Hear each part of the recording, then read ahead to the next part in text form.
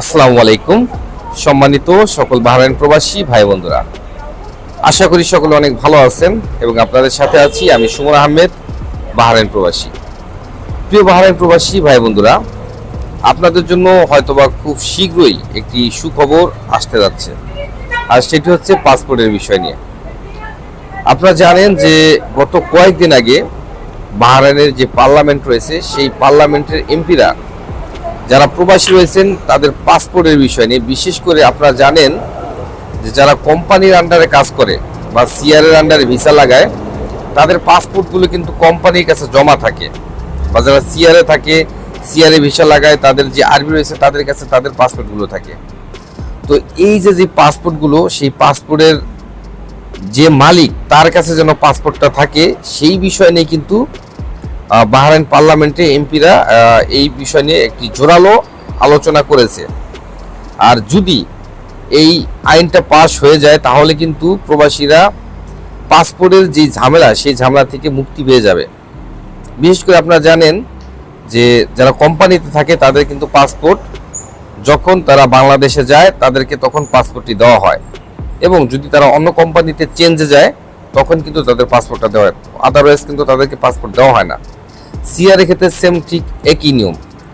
তো বিশেষ করে যদি কোনো প্রবাসী ভাই ব্যাংক অ্যাকাউন্ট খুলবে বা বিভিন্ন কাজে কিন্তু পাসপোর্ট লাগে, এই সময় কিন্তু তাদের এই পাসপোর্টটা আনার জন্য তাদের কাছে রিকোয়েস্ট করতে বিভিন্ন রকমের ঝামেলা হয়।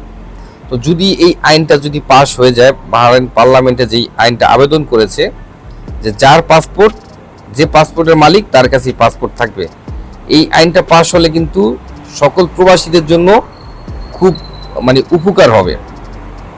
আর আইনটা যদি পাস হয়, সেটা যদি অমান্য করে সেই ক্ষেত্রে কিন্তু জরিমানার একটা কথা তারা বলেছে। তো আমি মনে করি এই আইনটা যেন খুব শীঘ্রই যেন পাস হয়, সকল প্রবাসীদের জন্য খুবই ভালো হবে। আর আরেকটি বিষয় হচ্ছে যে পাসপোর্ট আপনারা সবসময় চেষ্টা করবেন যে পাসপোর্ট 6 মাস মেয়াদ থাকার আগে থেকেই আপনারা পাসপোর্টটা রিনিউ করার। কারণ আপনারা জানেন যে 6 মাসের কম হলে কিন্তু, পাসপোর্টের মেয়াদ কম হলে কিন্তু আপনারা ভিসা লাগাতে পারবেন না। সেটা আপনি সিআরে বলেন বা এলএমআরে বলেন, যেখানেই বলেন না কেন। তো এই যে 6 মাস পাসপোর্টের মেয়াদ কম থাকলে দেখা যায় অনেক লোকই কিন্তু আমার সাথে যোগাযোগ করছে যে পাসপোর্টের মেয়াদ নাই, তো কীভাবে ভিসা লাগাবে। তারপরে কিন্তু বাংলাদেশ এম্বাসিতে গিয়ে তারা হাতে লিখিত পাসপোর্ট এক বছরের মেয়াদ বাড়িয়ে কিন্তু তারা আবার ভিসা লাগাচ্ছে। তো এই যে ঝামেলা, এই ঝামেলাগুলো আপনার পোহানোর আগে থেকে কিন্তু আপনার পাসপোর্টটা মেয়াদ বাড়িয়ে নিতে পারেন। আপনারা জানেন যে বর্তমান সময়ে কিন্তু বাহরাইন থেকে ই পাসপোর্ট করার কথা বলেছে, এবং এমআরপি পাসপোর্ট হচ্ছে না, আর হলেও কিন্তু সেটা অনেক রিকোয়েস্ট করে হচ্ছে। তো আপনারা জানেন যে ই পাসপোর্ট বানাতে গেলে কিন্তু বিভিন্ন ধরনের ডকুমেন্টস লাগে, বিশেষ করে আপনার আইডি কার্ড, জন্ম নিবন্ধন, এগুলো যে ভার্সন সেটা থাকবে ইংলিশে। তো এইগুলো আপনারা আগে থেকে সব ঠিকঠাক করেন, এবং আপনারা পাসপোর্টের মেয়াদ 6 মাসের আগে থেকে আপনারা এটার জন্য আবেদন করেন। আর আরেকটি বিষয় হচ্ছে, অনেকেই কিন্তু ভিডিওতে দেখছি যে তারা বলতেছে যে অনেকের ভিসার মেয়াদ বেশি আছে কিন্তু পাসপোর্টের মেয়াদ নেই। আসলে আপনাকে যখন ভিসা লাগানোর কথা বলবে বা আপনি যখন যাবেন, তখন কিন্তু আপনার পাসপোর্টের মেয়াদ কম থাকলে কিন্তু আপনাকে ভিসা লাগাবে না।